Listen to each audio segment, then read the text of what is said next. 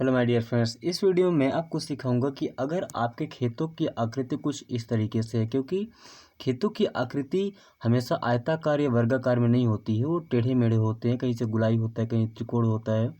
तो उन खेतों का क्षेत्रफल आप कैसे निकाल सकते हैं? अगर आपको उस खेत के बारे में थोड़ी कम जानकारी है या आपके पास में टेप या फीता नहीं है, तो फिर भी आप कैसे आसानी से उसका क्षेत्रफल निकाल सकते हैं। सबसे पहले आप देखिए, यहाँ पर एक खेत दिया गया है जिसकी लंबाई कितनी बताई गई है 56 फुट और चौड़ाई कितना बताया गया है 20 फुट। लेकिन इसका माप हमें नहीं पता है कि यहाँ से यहाँ तक का माप क्या होगा। अब ये पता है कि यहाँ से जितना खेत सीधा है वो 28 फुट का है, तो इसका क्षेत्रफल हम कैसे निकालेंगे?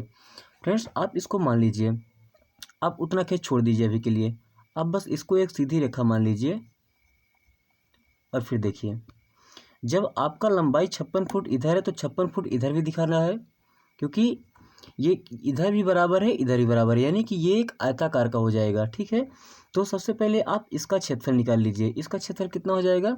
अभी आयताकार हो गया, और आयत के क्षेत्रफल का सूत्र क्या होता है फ्रेंड्स? लंबाई गुणे चौड़ाई। और इसमें लंबाई कितना दे के रखा है? 56 फीट दिया है। चलिए, और चौड़ाई कितना दे के रखा है? 20 फीट दे के रखा है।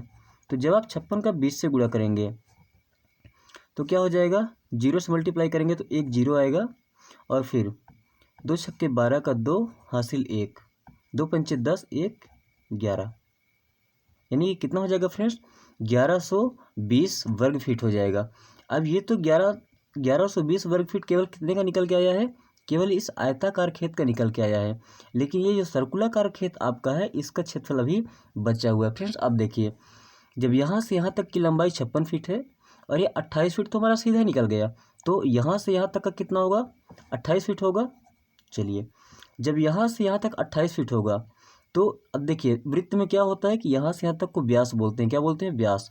अब व्यास का आधा होता है त्रिज्या। अगर हम इसका आधा करते हैं, 2 से भाग करेंगे तो कितना आ जाएगा? 14 आ जाएगा। और 14 क्या हो जाएगा हमारा? त्रिज्या, यानी कि यहाँ से यहाँ तक आधे की लंबाई कितना हो जाएगा? 14। चलिए, अब देखते हैं। अब वृत्त का क्षेत्रफल निकालने का सूत्र क्या होता है फ्रेंड्स? वृत्त का क्षेत्रफल निकालने के लिए सूत्र होता है पाई आर स्क्वायर, जहाँ आर होता है हमारा त्रिज्या। आर बराबर कितना मिला है हमें? यहाँ पर 14 मिल चुका है। चलिए, अब देखते हैं आगे की कहानी। अब देखिए, हमारे पास पूरा वृत्त तो है नहीं, आधा वृत्त है, यानी कि इस क्षेत्रफल का हमें आधा करना पड़ेगा। तो इसका आधा हम पहले कर लेते हैं, यानी कि क्षेत्रफल क्या हो जाएगा? 1/2 पाई आर स्क्वायर। अब चलिए, मान रखिए, क्या करना है आपको? 1/2 गुणे में पाई। पाई का मान कितना होता है? 22/7, और गुणे में आर का स्क्वायर, यानी कि रेडियस आपका कितना आया है? 14 आया है। तो 14 क्या करना है? स्क्वायर, यानी कि ये हो जाएगा 14 गुणे 14। चलिए, अगर कुछ कट रहा है तो आप काट सकते हैं। इस 2 से हम 22 को काटेंगे तो यहाँ कितना बचेगा? 11 बचेगा। 7 से 14 को काटेंगे तो कितना बचेगा?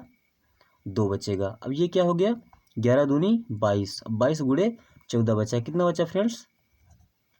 22 गुणे 14। अब चलिए, इसका मल्टीप्लाई कर लीजिए।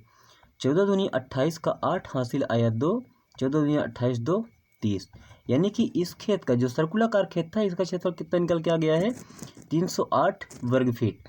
और आयताकार का कितना निकला था? 1120 वर्ग फीट। अब आप इन दोनों को जोड़ दीजिए, 1120 वर्ग फीट और 308 वर्ग फीट। कितना हो जाएगा? 8, 2, 4 और 1, कितना हो जाएगा फ्रेंड्स? 1428 वर्ग फीट। 1428 वर्ग फुट आपका हो जाएगा राइट आंसर। फ्रेंड्स, इस प्रकार से आप कैसा भी खेत हो, अगर ट्रायंगल में दिया हो तो आप ट्रायंगल का सूत्र लगा सकते हैं, 1/2 BH 1/2 आधार गुणे ऊंचाई। ऐसे करके आप किसी भी खेत का क्षेत्रफल आसानी से निकाल सकते हैं, अगर आपको कम डाटा भी मिला हो तब भी। फ्रेंड्स, अगर ये वीडियो आपको समझ आ गया तो फ्रेंड्स के साथ शेयर करें और चैनल को सब्सक्राइब कर लें, क्योंकि ऐसी वीडियो हम आपके लिए हमेशा लेके आते हैं। Thanks for watching.